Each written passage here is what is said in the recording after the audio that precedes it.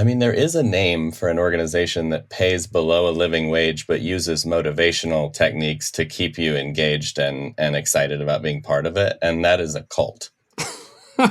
Yeah. That's, I can't say that's the language that our industry uses, but I don't disagree with it. Hey, everybody. Welcome to the show. This is Brave New Work, a podcast about reinventing our organizations and the search for a more adaptive and human way of working. I'm Aaron Dignan, and I'm joined by my long-lost co-host, Rodney Evans. I'm back. Hello, everybody. It's been about 6 days since we saw each other. We are also joined today by David Buckmaster, the Director of Global Retail Compensation at Nike, and the author of the new book, Fair Pay: How to Get a Raise, Close the Wage Gap, and Build Stronger Businesses. David, welcome to the show. Hey, thanks for having me. On today's episode, we're going to talk about pay, compensation, moolah. But before we unpack that and get into our wallets, let's get into our heads with a check-in. Do it. We are not going to ask everyone here to talk about how much they make, though we did bandy that about as an idea. So our check-in for today is going to be, if you had to teach a class on one thing, what would it be? Aaron, you go first. It can't be what I do for a living, right? It's got to be, can be whatever you outside want. Be whatever you want. All right. It feels boring to say what I do. Well, then say something better. Mm-hmm. Let's go. Aaron, then David, and then I will go last. I've been so excited about it lately. I think I would teach an exercise class all in Oculus. So we'd all be dorking out in the room together, and it would be like, yeah, Oculus exercise class. Hell yeah, I will go to that. I mean, let's do it. All right. David? I might go to that too, but I don't know if I need a Facebook account again for that. Is that how that would work? I think they forced that. Unfortunately, yes. Oh, yeah. I don't know. Do people need instructors on mediocre guitar playing? Because if so, I'd be right in there, right? That's about all I do outside of my day job, right? So maybe I mean, mediocre guitar is a skill that a lot of people aspire to. Right. So that'll be my niche. Like narrow target market, right? You can do nothing, but you only aspire to get mediocre. It's campfire guitar lessons. Yeah, it's just we just play Wonderwall over and over again. That's all it is, right? It's just, you learn 4 chords and that's it. Yeah. Perfect. Rodney, what are you going to teach us? I am going to teach also at a fairly JV level, but intro to design. Like interior design. Not because I think I am an amazing interior designer, but because I think as a result of being a practicing, non-trained, not professional designer, I am good at doing it and explaining to other people who have no particular talent or skill or training how to do it. In the layman's terms. In the layman's terms, it's like if you have an empty house and you don't know where to begin, I could help you get to something you would probably like. I like that both of your answers were like, I'm going to take you from terrible to neutral. That's right. Sometimes you don't need an expert. Sometimes you need someone who remembers the foundational F, G, and C chords. That's right. Brilliant. See, you're too advanced already, Rodney. You have to go to the. I can no longer be your teacher. You've graduated. I've graduated past David. That's awesome. So today's topic is going to be about pay. And I guess we wanted to start by asking you, David, what do you actually do? You're at a party. Someone says, hey, David, what do you do? How do you answer that? This is always such a fun question because people don't know we exist in big companies. And so there's this like natural script that plays out every time I get asked this question. It's like, so what do you do? And I say, well, I have this niche job and my job is just let me figure out how much money everybody should be making. And then naturally, what you get is like, oh, I bet people are really nice to you. And then, you know what I say is my like dumb dad joke is like, yeah, you'd think. But, there's like this ambient temperature of people just being mad at you all the time because everybody wants to get paid more at all times. So like, I'll try to read the room a little bit. Like occasionally, if I sense that I'm about to get into a hostile conversation about it, like I might take the same approach that Americans take when they travel abroad and they just say they are Canadian or something. And like, and I was like, well, I work in HR, I work in benefits or something, or somebody, will graciously think we work in payroll and we just do the administrative stuff and they no longer have follow-up questions, which is awesome. But no, we sit upstream. We're like kind of tucked away into a dark corner of the HR department. But yeah, so our job is to figure out that entire package of stuff that you get in exchange for your work. So pay and benefits, but also things like recognition, maybe some career development, your work-life balance, like how it all fits together. I mean, it doesn't sound like that is an inherently evil job. It doesn't sound like it's necessarily populated with people like twirling their mustaches and conspiring to mess with people's livelihoods. So you talk about this field as being one that's neglected. Why is that?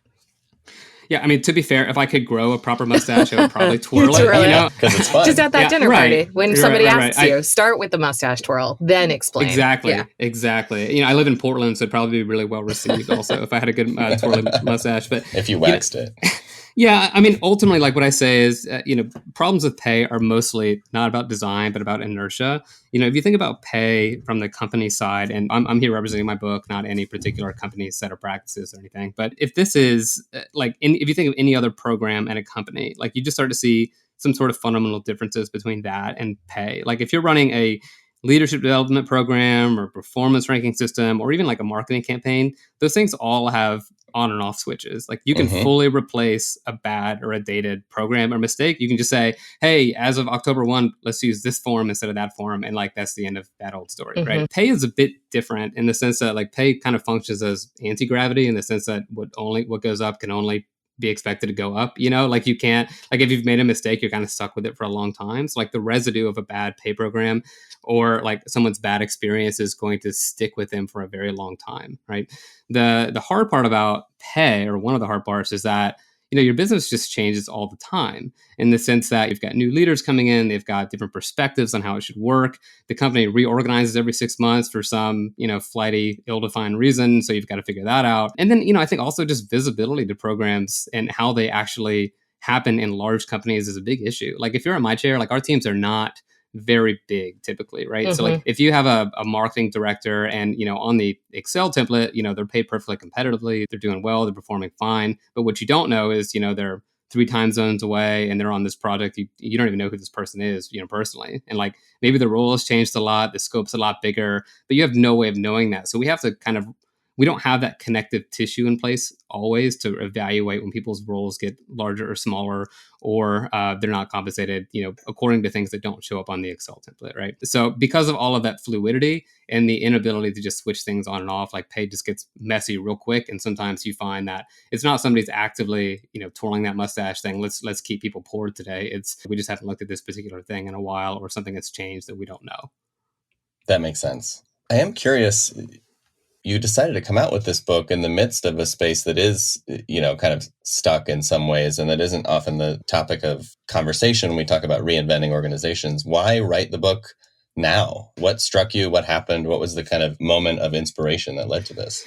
Yeah, so books have long lead times, right? And I know Sure you're well of that. So like, if I had like a 6 month, if it was backed up 6 more months, I would have included more things about some of the really current challenges around remote work, and I'm sure we're going to get all into that, and maybe a little bit more worker power than we've seen in the past, like all of those kinds of things. But broadly, the book really started out as just me trying to get back into my hobbies. Like personally, I was really, really burned out. Professionally, I had done some writing in the past for some magazines, like my claim to fame, I did a one McSweeney's thing, and that made me feel really great about, That's so some writing, nice. like, right? Like that's like, that gave me some cred, right? And so I was burned out, and one of the leaders at the company I was at the time just kind of gave me this look when he found out that I used to write, that just like basically cut me in half personally. It's like, what are you doing with your life? Why aren't you making time for your hobbies anymore? Because it's clearly affecting you, right? And so I just started writing again. Didn't matter what I was writing, but I took that old advice around, write what you know. And so I eventually found this prize called the Brackenbauer Prize, which is put on by McKinsey and Financial Times, and ended up getting shortlisted for that prize. And then it took a pretty traditional path from there, signed with an agent, went through the proposal process, all of that fun stuff. But, around pay, like this is one of those things that I think is the biggest area of opportunity for improving our work lives, but the place that we're least equipped to talk about, right? It's, I think a lot of like the organizational trauma that exists in our day-to-day comes from pay, but we just don't really know. It's one of those things that you just assume everyone's out to get you at all times, or you're underpaid, and it's super taboo to talk about. Yeah, absolutely it is. And, that's one of those things that, we might not get to a place where we're all wearing, name tags with our number on it, right? But like we have to just get a lot more willing and open with talking about this. And for those of you who might work in companies where, you're encouraged to not talk about this stuff. Like, just know, like, legally, like, there's nothing preventing you from talking about pay. Like, that's this weird myth that won't go away. Like, it is a deeply protected right for you to do. So, we just have to get better at this stuff. And when you do this work for a long time, what you realize is that, like, pay is answering the same 5 questions over and over again, just with a different spin attached to it. And I think ultimately people just kind of want to know, hey, am I paid? Am I okay? Basically, am I paid competitively? Was the process fair? If I went and did this thing, what would I make, and what can I expect here? And does it all kind of fit together? That leads me to a slightly tangential place, which is those 5 questions do very much land. I have worked in and around compensation in the past in other roles. And one thing that brings up is those questions are very personal questions. They're very centered on the individual and their own experience and the value that they add, and et cetera, et cetera. And then there's like this externality. And I've had the experience both as the receiver of pay and also as someone communicating messages around pay, that is, the individual experience does not line up with what's happening externally. And what I mean by that is someone being like, well, that seems unfair, or that seems too low, or that doesn't seem to recognize all I've done. And I'm sitting there going like, you're getting paid 50% over market compared to your peers. So like, I understand you're bummed. And also like, this was actually meant to be an amazing story from a market data perspective.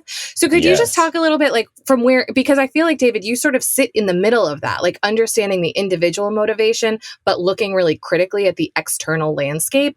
How do you think about joining those perspectives? Yeah, it's a great question. And I think when people come to you with those pay questions, I think they're asking not just about pay, but also just about questions about belonging and do you value me? Yeah. Do you love right? Like that's all it is. Yeah. Am I valued? Yeah. Am I wasting my time here? Do I have a pathway here or not? Like those. I always kind of laugh because the people who would get most upset are people who make the most money and companies. Always.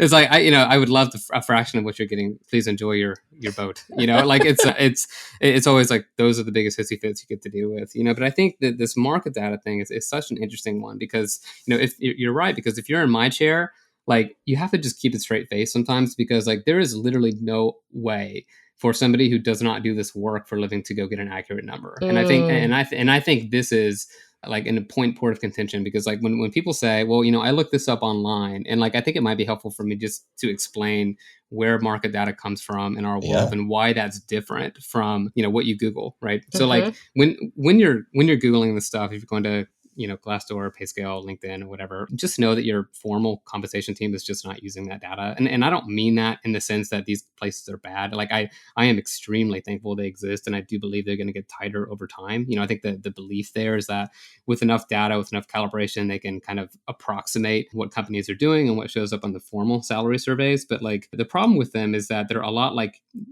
for the same reasons why Yelp reviews aren't always super great. There's a self-selection. Right. You either had a great experience or a terrible experience. And also, maybe it's when you go to that restaurant, maybe your salmon wasn't underdone. Maybe you're just one of those people who doesn't understand what a properly cooked salmon looks like, So, or if like you think you're a data reporting analyst, but you call yourself a data scientist, like those are very fundamentally different things, So like the difference between some of these self-reported pay websites and the stuff that companies actually look at is one is complete data. So if you look at the third-party surveys that most companies use, like every spring, every company submits their data into one of these handful of vendors, right? And so what they're saying is, yes, these are all of our accounting professionals that have management level 3 or whatever. Like this is complete data and it's been normalized by a third party. So we're like the outliers have been removed and all of that fun stuff. Like that kind of gets you, I guess, what we'd call the real data in the marketplace versus what you can just find online. And that's before you layer in things like, proper leveling standards. Like if I am at a small company and I call myself a director, that's going to mean a fundamentally different thing than if I'm at a Fortune 500 and in the director spot, So people like, there's so many potential points of confusion there where, like the stuff you Google is just not going to align with the stuff that, your company is using. Yeah, it's kind of exciting to see. There's this next gen of startups in the comp space, like Pave, who just raised a bunch of money, or Carta has launched a product in this space, at least for startups, where they're now just plugging directly into HRIS systems and they're slurping all the data and they're doing a leveling calibration as part of that slurp. And so it is, I think there's promise that it'll get a lot better than what we've seen from some of the more social aggregators in the next few years. So at least, maybe that'll move up market over time. Yeah, that's absolutely true. And I was on a call with another one called Pequity a few weeks ago. And like, there's a lot of really smart people tackling this. The Pequity one, I think. Let me say, like, I'm not a customer of this product. I'm not like dipping in my in the pot here, but like, or I'm not an investor or anything. But like, the person who runs that is ex Google comp person, and I think I think one of the important distinctions when you're evaluating these companies is, are the technologists running it or are the compensation people running it? Because Right. you have to be able to have enough battle scores of how this stuff actually works to be able to interpret not just the data, but like what's the kind of meta narrative that sits behind all of it, and Right. to be able to establish it at the right standards. So yeah, I'm excited. I will say also in the traditional space, there's just an enormous amount of consolidation, which as a practitioner, frankly, kind of bums me out because I don't like that there's only a couple of places where you can go get kind of the official data, and I would like there to be a bit more competition in this space. But it is a time of rapid change for sure, and I'm excited to see what comes. Speaking of that decentralization, you write in the book that pay design at the world's largest companies is done by a small group of people who are well connected to each other and who use the same data sets that you were just talking about. And you say that you can think of us as the world's least interesting Illuminati, which I loved. You said the field is not well known, and that becomes an advantage that we have over you. So why isn't it well known, and who or what has contributed to this design over time? Yeah, and let me just say on the Illuminati front, we don't have handshakes or anything, but we do go to the same conferences. Like, this is a very small world. We all kind of know each other. We rotate in and out of the same companies, but it's not such that like Coca-Cola calls up Pepsi and say, "What are you paying your marketing leaders?" Like that stuff can't happen. Like, there are Department of Justice guidelines where you need enough data and third parties to referee that kind of stuff. So I don't mean to infer that this is all collusive. What I do think would be beneficial is that if some of this stuff were a bit more public, like we'd have to be able to compete for talent in ways that it can hold us accountable in ways that I think are important. But I think the reason that it's not well known, I think there's three big reasons for that. So the first one is we sit in HR, but HR broadly avoids doing this work. I think traditional HR is kind of comfortable having comp as a tool in their toolkit. But if you're a top HR leader, it's pretty rare for you to rotate through the compensation world in any meaningful amount of time and then make your way to chief HR officer, right? So like, it's always this kind of tangential part of the organization. And, within that, I think we can talk a lot about like, what's broken with HR. And, that's a long conversation, but it's, HR has kind of set up this framework where they call themselves generalists or business partners and embed themselves in the business. But it baffles me that, you have this mentality around, well, we're not getting to comp, which is like the most important part of our business, like the biggest line item that we actually control on our budget. Right. But they, Right. what you hear a lot is, I'm not a math person, I don't get into this. It's like, you're kind of missing the point here. Like this is how people experience, the trade-off for their work. If you're not paying them fairly, you're not paying them competitively, like none of your other programs are going to land well. So I would encourage, if you do HR for a living, to really step into the comp space. But, another reason is I think pay, like we said, is just super, super personal. And we keep it hidden as if it's a shameful secret. So there should be no surprise that the people who do this work are kept as kind of a back of house private team also, right? Because we're not out in center, out in front. And some of us may actually like that because we're like just Excel nerds and we don't want to get held to account, which maybe leads to the third reason, which is just power. And like, I'll be blunt, maybe a bit cynical here. Like, it's just easier for us to operate if we're not held accountable, right? It's one of those, if the stuff that we do is public, and again, I don't think there are evil villains out there, but everyone likes to have their own mistakes covered up. Right. And we make mistakes, and it's just easier for us to operate, from through people as opposed to being on stage ourselves.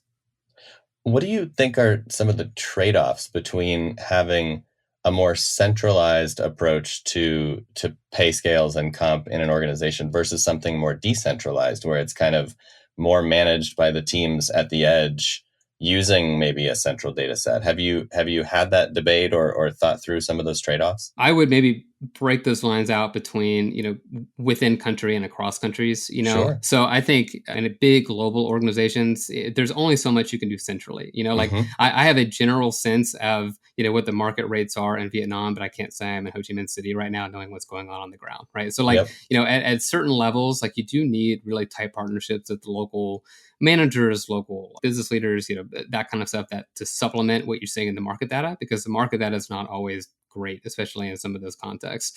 I think there's a lot of interesting thought you could put around having managers be able to kind of set pay rates at the local level. I think one of the trade-offs that you would make is like, if you're doing that, can you run proper like equal pay equity kinds of analysis? Because you have to make sure people are operating under some of the same sets of guidelines and standards. So I think that becomes a super complex question, because pay capability is actually just quite low. And that's one of the things I want to try and accomplish with this book, is to help managers be able to identify when they don't think that people are paid, fairly or appropriately, or, under market. So you would hate to be in a situation where you've got talented people that you keep losing because, one manager is like a tight ass on their budget and won't spend anything. And maybe you've even incentivized them to do that, right? And there's a whole world around incentives that are, I'm sure we can get into. But I think sometimes our incentive plans that we design actually work against our intended purposes, and there's just so many like complex trade-offs. I think there are, as long as you're clear around, these are the things that we want to control centrally, these are the things that we give you some discretion to do locally.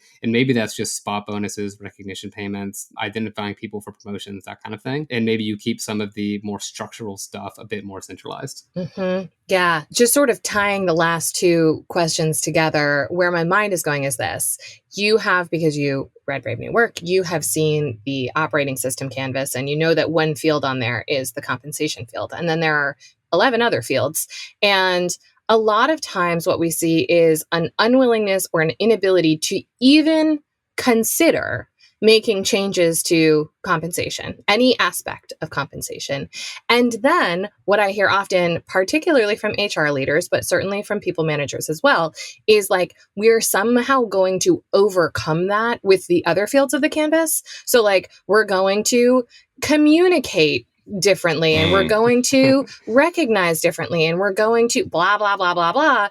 But I think the point that you're making, the point you made earlier that really landed with me is like, you can't just do that and expect that people are going to ignore this very concrete, very tangible signal and just like sort of forget about that part because you told them it's not that meaningful, or you did the best you could, or whatever.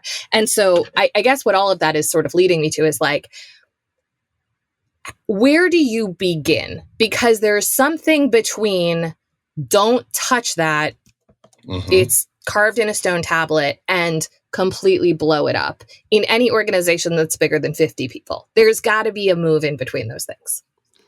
Yeah, absolutely. And I would say, to your point, there really has not been that much experimentation in this, because there's this book that came out a few years ago called, I think it's called Widgets. And one of the things that I remember from that book is, pay isn't the only thing, but, if it becomes the only thing, then it's the only thing. Like, good.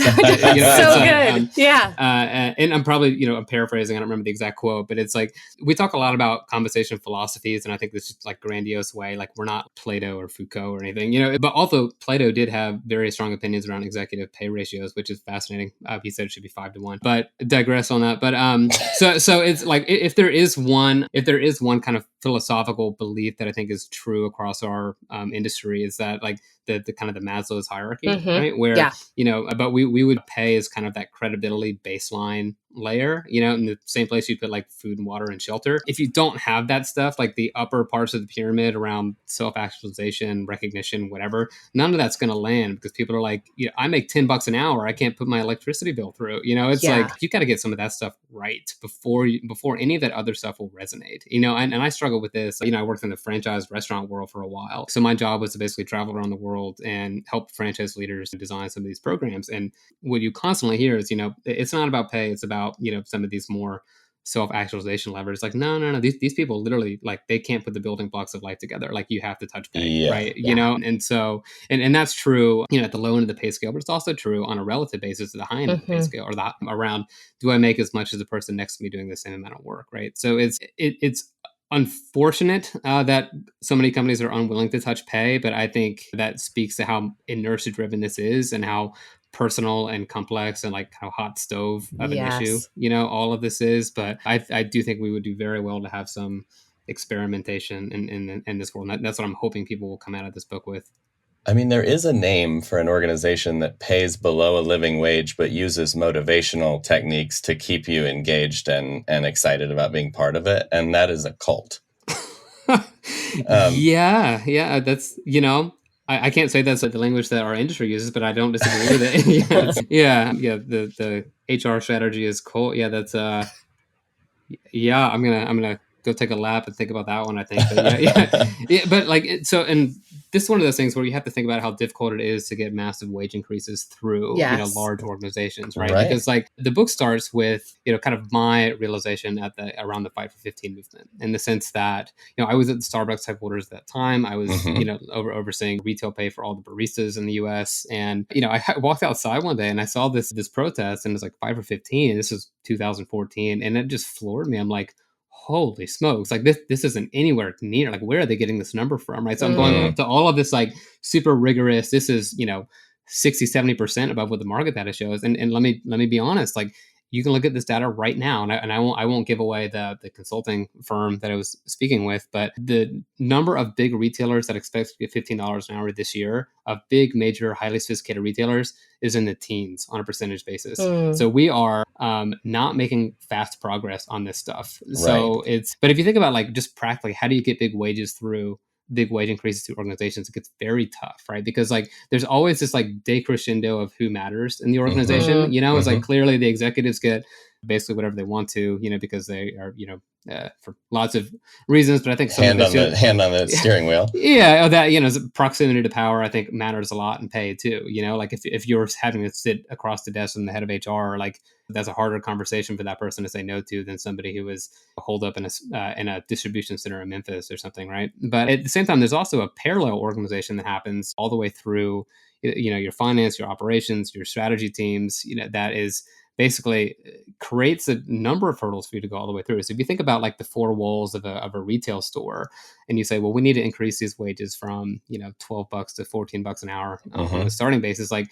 you're going to have to go, convince that the equivalent person in the finance team who's just overseeing that retail store, that area of retail stores, that it's a good idea, who's then going to have to go and then up and then up and then up. And like the reality is, like, there is way less wiggle room on a margin basis the lower you go in the organization. But as you click up, you start to find, oh, well, we can just make this trade-off. It's like, well, if we need to invest whatever it is, $1 million in transforming our company to, being digital first, then it's like, we have other coffers we can pull that exactly from. Exactly. But it's way harder down below, even if like you look at your total payroll budget and say, we could do immense good work for the lowest segment of our population for not that much money on a relative percentage of our payroll, right? You might have whatever it is, and if you own restaurants or retail stores, whatever it might be, 80% of your people, 70% of your people sitting in those occupations, but it might be, a quarter of your payroll or something, right? So like so like people don't tend to look at it from this relative basis. They just look at the,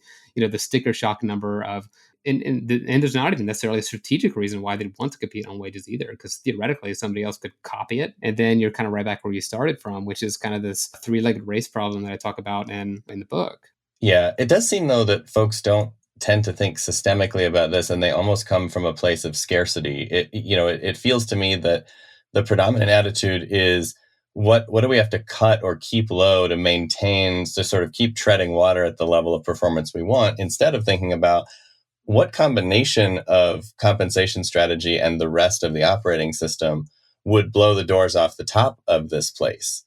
And that's where I look at places that have already moved to 15 an hour, or that have done that a long time ago, whether that be a Costco or an In-N-Out or a Chick-fil-A. And you're like, when the whole system is humming, the per hourly rate of the member almost doesn't matter, because they're doing so much better on the top line. Yeah. Have either of you read The Good Job Strategy by Zeynep Ton? No. Okay. When we get done, go purchase that book immediately. Okay. So so she blurred my book, and after they buy your book, right? Oh, of course. But I will say my book wouldn't exist without her book. So I'm equally happy. I just want this stuff to change, right? Yeah. So her and her team at the Good Jobs Institute at MIT have done basically all of the research around what you're saying. If you can put all of these pieces together, and you have to make hard choices on a really integrated basis. So I talk about like the cost control things come, like, the ability to invest in your employees comes from, like 3 C's basically. Like there's the cost control side of it, but there's also character and coordination. So coordination happens when you are working with the right operations, finance, HR teams, strategy teams, whatever it may be, to say, these are the things we're going to invest in. These are the things we cannot invest in. We can't do everything. So we're going to pick 2 or 3 things that are super relevant to our industry or our business and the uniqueness that we can provide, and go really heavy on those things. So, you see some retailers say, we're going to go big on management development. So we're going to have super highly paid managers, right? Or, if it's like the Starbucks model, we want people to be prepared for whatever that next step looks like in their life. So we're going to cover health insurance and education and just be, kind of so-so on base pay, right? At least when I was there, I don't know what's changed. But, and then the character side of this too, like one of the things that you see every single time when a company comes out with big wage investments at the low side of the scale is the CEO comes out. It's not the head of Right. HR. It's not the head of HR. It's the CEO saying, we're doing this for, values-based driven reasons. And one of the things that you have to do is you have to basically take all of the market data that my field looks at and just ignore it. Because again, like this stuff is like, it's a nice input into the overall ecosystem, but if you're just relying on it, you're not going to be at 15, assuming that's your goal, anytime soon, right? Because like it's just not the rate. And so one of the things that I kind of challenge people on a lot is like, if you see a pay rate in the newspaper, just know that like it's there because it's newsworthy, right? Like if everybody was paying $15 an hour, it wouldn't be newsworthy. It would not have generated a headline, which means it's not the market rate, right? So like there's something just inherent about what you see in the headlines, and I'm happy that a lot of this press has come out. But you can go Target or Best Buy or Starbucks or Bezos and Amazon, like they've all come out with huge statements around this stuff. Now, have we gone far enough? Have we fixed it? No, absolutely not. But there is a pretty well-worn path on how you get this stuff done. One thing that I want to dig into a bit, particularly around things like, Fight for 15, is there is so much discussion all the time about executive pay and billionaires and the top of the house and why they are overvalued and overcompensated. And I think probably we could talk about that. And I imagine we wouldn't diverge hugely in our opinions about that. What I fail to understand when I'm in conversations with a variety of Fortune 500 companies who have people who are making contact with their customers be paid a wage that does not allow them to live effectively, is like, what is the philosophy behind that? Because, like the person who is standing at the register at Walmart does not give a shit what the CMO is making and is not like, that is not part of the customer's lived experience. And yet the restaurant worker, the cashier, the driver, it's like that is your customer's experience. And so it's wild to me that in so many of these conversations, leadership teams are very quickly like, no, we can't touch that. It's too many people. It's too big of an expense. It's too big of a blah, blah, blah, blah, blah. And I'm like, how do you discount that so quickly when they are the people who are actually in touch with your market? Yeah, I don't get it either. But, I think maybe the framework around this is probably best akin to don't ask, don't tell. It's one of those things that again, we're kind of hidden away, but CEOs, and I talk about this in the book, and even top HR leaders, I think it's incredibly rare for them to know what does the lowest person in your company make right now. Like that is just not typically on the radar. Like that stuff's been kind of outsourced multi-rungs down in the organization. And, one of my recommendations is that if you are in a leadership position, you need to know you should know that. Yeah, because like that fixes everything, and I don't go too deep into like the legislative solutions, but, one of the ideas I kick out in the book is if you're a big public company, if you can buy stock in the company, like you have to disclose like what the top 5 people in the company make, right? And so because of that, there's a process to evaluate that every year. If we had bottom 5 pay, we would also have to put a process in place to evaluate that every year. I love that.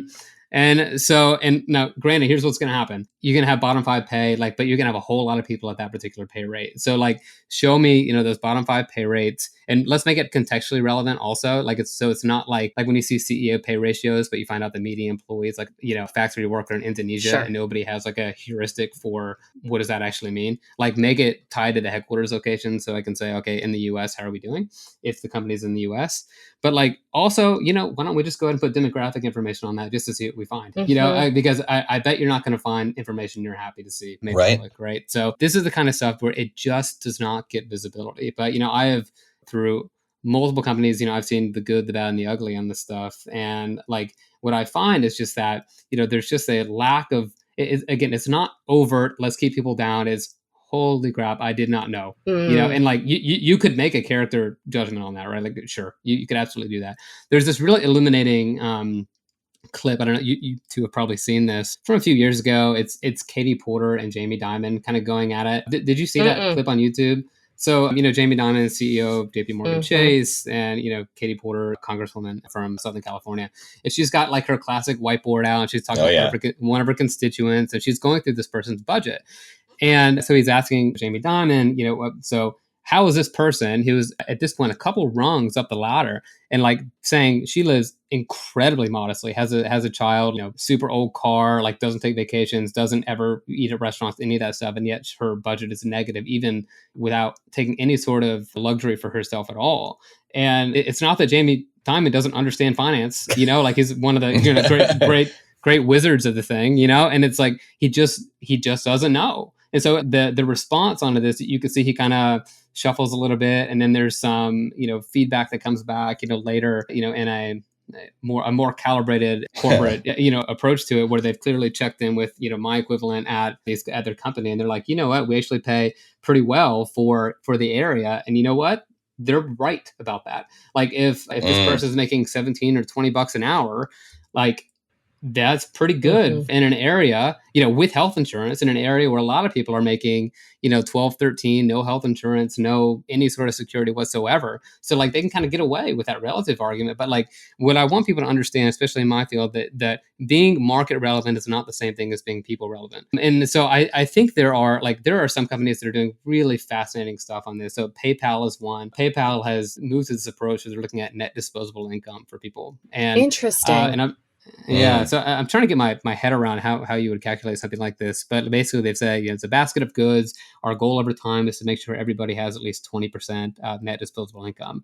And so when they ran the numbers the first, and if I get this wrong, somebody from PayPal, please let me know. But when they ran the numbers the first time, they realized they weren't there. They were 5% or whatever. And so their goal over a number of years is to adjust their pay scales in such a way that they can make sure everybody's got that 20% margin, so they can, if they get a flat tire, they need to go to the doctor, they don't carry that economic anxiety into work, which clearly affects their work contribution, right? So, and their health. Yeah, absolutely. Have you all seen like Dan Price is a guy who's doing I was just thinking of Dan when you were talking about this. Like he posts a lot about this stuff, So, but like what he did, he increased all of his. He's got this credit card payment company called Gravity Payments in Seattle, and he put a book out and talks about, I didn't know how little my lowest paid person was making. I didn't know she had a second job at McDonald's that she was studying for while working for me. And that, I guess, completely transformed his mindset around this. So over a couple of years, he increased everybody's pay to $70,000 a year, which was enough to provide them a decent life with some margin in case things happened.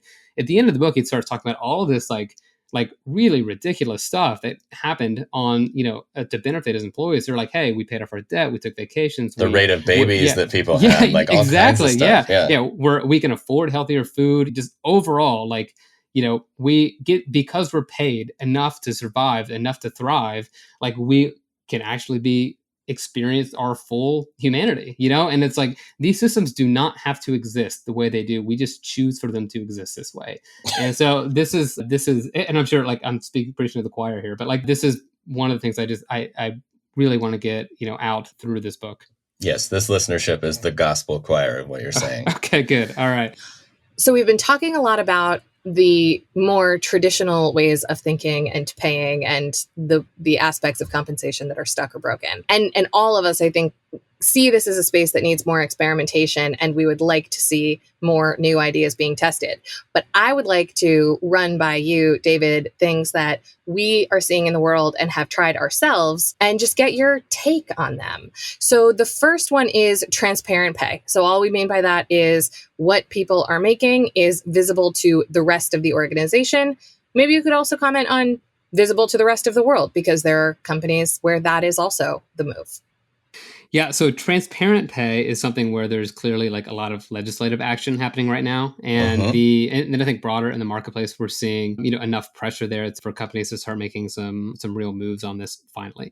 And I think so, no doubt, like the world of the future of pay is absolutely going to be more transparent. What I will say is that transparency for pay exists on a spectrum. Not all companies are going to want to go the route of say buffer, which is kind of the classic comp example where you kind of know Sure. everybody's pay. The trade-off there is that when companies that go that route, they typically will also introduce a very formulaic based pay system. So like at that point, if it's formulaic based, doesn't really matter if it's fully transparent because you don't even Right. need to look because you kind of know where everybody's at. I have not seen companies go to 100 on this in the absence of formulaic based pay. I think the research on this is that people are actually pretty split on this stuff. Like when you make pay more transparent, basically if you're below the line you thought you should be at, you're very unhappy. If you're above it, you were happy. And if you think about organizations as more or less a normal distribution curve, are you going to willfully upset half your people? I think is the trade-off question that people make around transparency. But no doubt, things around the process that goes into pay, how things were decided, where the data comes from,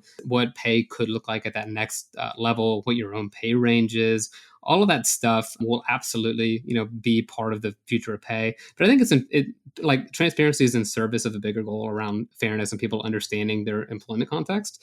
And I think when you see pay that is transparent, it doesn't fully solve all of your pay problems either. Like you still have stuff you have to sort through. Like one of the kind of interesting points on this, like Norway has fully transparent pay in the sense that anybody can look up anybody else's tax records, right? And they've had this for 100 plus years. Norway still has a wage gap of 7% or so, right? So like transparency isn't the only thing going on with pay. Can it help, and should we get closer to it? Absolutely. But I don't think you're going to see companies go fully there because one, a lot of employees aren't going to be happy with it actually, and two, it's not going to solve all of the problems. It's just going to create different types of problems. My favorite thing about the response to why not to go transparent about everyone being, or half the people being unhappy is, well, they're unhappy for a reason. And either that reason is they need to be educated about their market value, or they're unhappy because you need to be educated about their market value. Yeah, so it's kind of a funny thing to just point to unhappiness as a reason not to play. But I like your point that it's table stakes to what needs to happen, not the only thing that needs to happen. So along that line, what do you think about fixed pay by level? So the trade-off there is always going to be, at least perceptions of, management and leaders thinking, can I really differentiate based on performance? And like, there's this mantra in the compensation world where everything is meant to be paid for performance. And I have a lot of thoughts on this. I'm not sure we do a great job at actually evaluating and calibrating performance. I think organizations are just more complex now than making widgets. So like, it's very hard to figure out who's actually contributing the most value and who's not. But I think broadly, fixed pay is something that can absolutely work in environments where there's like either a lot of turnover or a lot of volume of people doing very similar work. But it's harder as you go further up into the scale where there's theoretically at least more differentiation, among talent. I would say fixed pay without an effective performance management system or other levers that you can pull, I think is probably not going to be well received by a lot of companies. They still want to have that ability to go get that 10x engineer or whatever that they need to,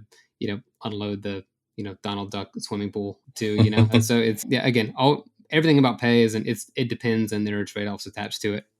One thing we're hearing a lot about and reading a lot about right now because pandemic is location-based pay, including different compensation for remote workers versus in-person workers. What's your take on that?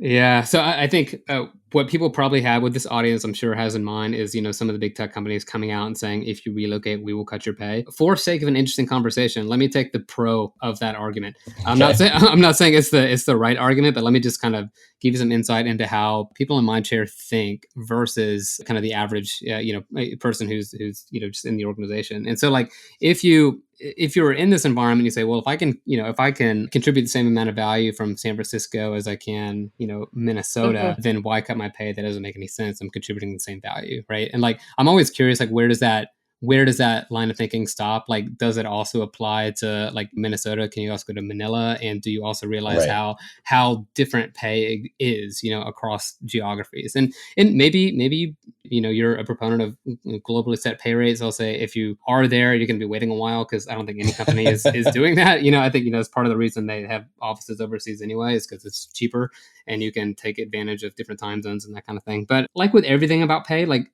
think about it in terms of just anger triage, I guess, and it's the sense that like no matter what you do, there's this ambient temperature of people that are going to be upset about you because they don't feel that they're paid enough, and so most companies, they have a limited pool of funds that they have to pull from, the Googles, Facebooks, like clearly they're not doing this for cost reasons, they're doing it for administrative clarity reasons. And when you get to, if 100 people or so, you can navigate it and it's fine. When you get to 100,000 people, it's incredibly complex, because you can come up with every scenario possible that would make people upset. So like one of the things that you're seeing with these companies is and I don't mean to call out specifics, but like if they are saying we're going to cut your pay, but also we only expect 15 to 20% of our people to be fully remote. We expect most people to still come back to our offices in San Francisco or New York or Seattle or whatever it may be, some of these high cost of labor markets. They basically have to control for, the mass of people that can walk by their desk and saying, well, you didn't allow me to go, move back to the Midwest with my family and get a big house with a pool,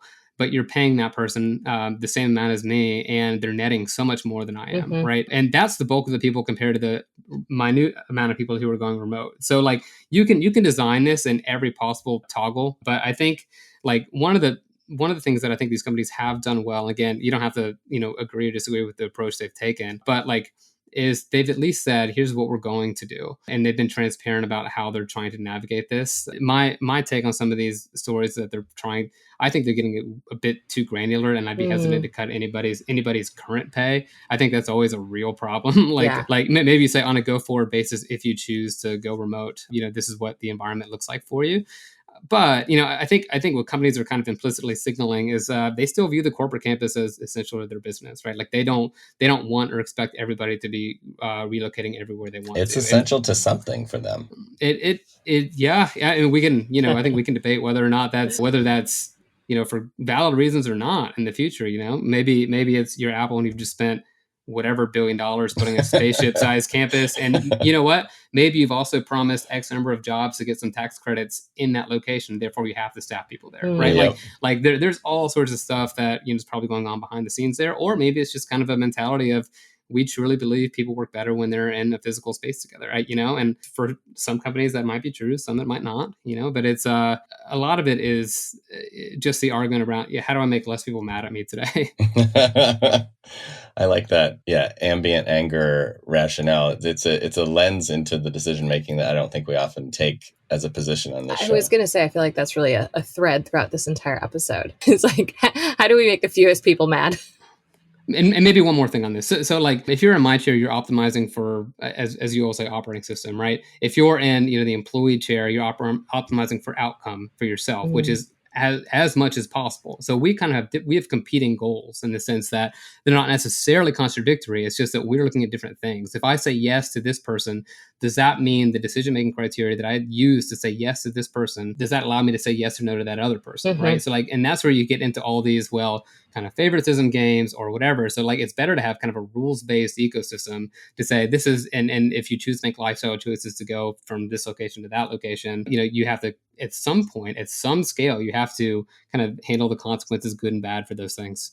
Yeah, 100%. It's all trade-offs. I think I just wish that bigger systems did more first principles thinking and convicted decision making around this, rather than trying to compromise and thread the needle on kind of making things the least offensive to anyone. Because what you end up with then is average, of course. And I think our contention on this show is that most of the firms that have had like a back to office mandate are just going to bleed talent over the next decade. And the talent that leaves is going to be typically the best. So it should be, I don't know, it seems like a brain drain opportunity, which hopefully we'll all get a chance to take advantage of. Yeah, I'm curious how it shakes out. One of the things that I think will happen is, and we could stay away from the wonkiness side of this, but like if you're in my chair, you don't look at cost of living data at all when you set pay, which I think is a maybe something people don't realize, but you do look at something called cost of labor, which is when you start thinking about, okay, so here's what software engineers in Boston make purely as a function of the number of opportunities and jobs that are in Boston. Like Yeah. the standard mentality is let me take the national survey data, slap a percentage on it for San Francisco or Boston or Seattle or LA or whatever. If that distribution doesn't exist anymore because people are more spread out, that number actually just kind of goes away. Right. So like what you might see is some just more nationalization of pay rates over time. So if enough people do leave these cities and they don't change, their pay rates on the way down, you probably will see pay actually fall in some of these big cities for elite jobs. Yeah. But I don't think we are at critical mass for that. I'm curious to see how it shakes out. But again, most jobs can't be done remote, like they are at dentist offices or care organizations or whatever, right? Like, I mean, or they're cutting hair. There's like, a lot of jobs you have to be at the table to do, and I think that's totally fine. I think our party line on location-based pay on this show recently has been, let's focus at a country level, because the reality is not everyone is mobile across country lines in terms of visas and citizenship and all that. So that's not really a realistic thing to say we have a global rate, because you don't have a global fluid workforce. But within the country, I kind of come down on it. I was tweeting about this the other day. Wherever you charge the same amount of money, you should probably pay the same amount of money. That's interesting for sure. I think there's a lesson here that we can learn from executive pay. When you get to the executive ranks, you don't see any of this geographic differential anymore because they view themselves as national talent, right? Right, we're beyond space and time. Absolutely. Yeah, exactly. Yeah. Yes, the second coming, everybody is better than the next one, right? But yeah, so there's a lot of lessons I think we can learn from the executive pay environment that then apply to everybody else, that continue, some of the wage growth opportunity for everybody. So it's going to be an interesting couple of years here as we come out of this COVID event. And what do you think about self-set pay? This is something we've been doing for a couple of years at The Ready. So we're a fairly small organization, but I don't think we would go back from this. So I'm curious, what do you think about that? I'm super interested and want to see all of your documentation on it. It's what I will say. I have not seen any other company do that, and I'm just so fascinated by the idea. I think as with any system, it's hard to scale when it gets larger, and I'm curious how it's working for you. But I can't say I can necessarily comment on whether it could or could not work for larger organizations. I think the trade-off is do we have enough clarity around what everybody's doing and what they're contributing? Like if you don't start with some of those things, you can't say like maybe you're in a highly matrix organization, you can't say, well, that person's contributing X and here's what they've done. I think they're gonna have a hard time justifying their pay when three other people say that that's what they do. So it's, if you don't get that whole operating system set probably as a foundation, self-set pay is not necessarily going to be seen as credible. It's going to be seen more as horse trading to an extent. Interesting. I would love to walk you through what we've tried in here. I honestly, yeah. I want to see it. Inspo for Morningstar on that one. But yeah. And the last one I wanted to ask about was just team versus individual incentives. I've been doing some work over the last couple of weeks that has drawn me to a bunch of case studies from companies like Pratt, who are very focused on team rewards and not trying to reduce down to what one person did and just pay on that. What do you think about that? Yeah. Oh gosh, rich area here. I think the worst fights I've seen about pay ever are always about who gets credit for what in the incentive plan. Totally. And it's like, why did you even do that? So like, there are a couple of companies that, there are a few companies that have just outright gotten rid of their plans. Like, Netflix, Amazon, they've gotten rid of their cash incentive plans because I think one, there's tax reasons, but also they said, well, why would we do this? We've got stock that's growing, at infinite routes, and I think that there's this perception around if you don't pay people a little bit more, they're holding back some element of their best work unless you pay them that carrot to go get it, which I think people underappreciate, that really, if you have an effective performance management system in place, like all of your pay is at risk. Like if you're not doing a good job, it's not the bonus plan. Like they just don't get to work there anymore, So like they don't necessarily need that carrot. But around individual versus, team-based stuff, like again, I think people in my field really overestimate their ability to gauge individual performance. Yes. Like there is, if you think about pay as this, or incentive plans is like this, again, kind of normal distribution curve. Like there's a left end of the tail where there's like these actively harmful programs, like these things that even if unintentional, things like at Wells Fargo, right? Where, you had some really challenging like fraud-based stuff, or, you're Facebook and you're taking, ads and rubles for an American election. That kind of stuff's not great, for your sales incentive plan. Or you've got the far right end of the tail. Maybe you do have some line of sight around like, very particular sales jobs where it's a one-to-one relationship and not a team. I think those things are very small. I think there's this broad swath in the middle where my field likes to say, well, if we set this up in the right ways, it's going to drive the right behaviors to, increase our business on these relative metrics. The truth is we have no clue. Is it the person's behavior that's changed? Is it that you've got a new product line? Did you get a little bit lucky? This is all apocryphal nonsense. It just doesn't really make sense. I think so. It was kind of blanking on his name. I think it's David Epstein. It's got this book called Range, came out a couple of years ago. So he talks about the future of work being more fluid, team based. A lot of this stuff, and I think broadly that is where this is all going. Like I can say some of the bigger projects that I've launched recently, in my world, I didn't do that on my own. That took a whole crew to pull off, right? So it doesn't make sense for most jobs, I don't think, and nor is it practical or realistic to say, well, here's your individual metric and, relative to what somebody else got. Because again, this is where you start introducing a lot of potential biases around, did this person really do it on their own? Or are they a little bit closer to me so I saw the result? Or do I like them more? Is there an unconscious bias there? Like you start introducing all of these unforced errors that I think are just problematic. Yeah, not to mention the identities that tend to advocate for themselves very vocally around credit taking and reward gathering. Absolutely. And what do you know? Did you find a gender gap in your bonus pool? Like in the in the UK, for example, you have to report on this. It's one of the only countries where you have to. And I think some of the data coming out of the UK wage gap on bonus in particular is illuminating for the direction that you're headed.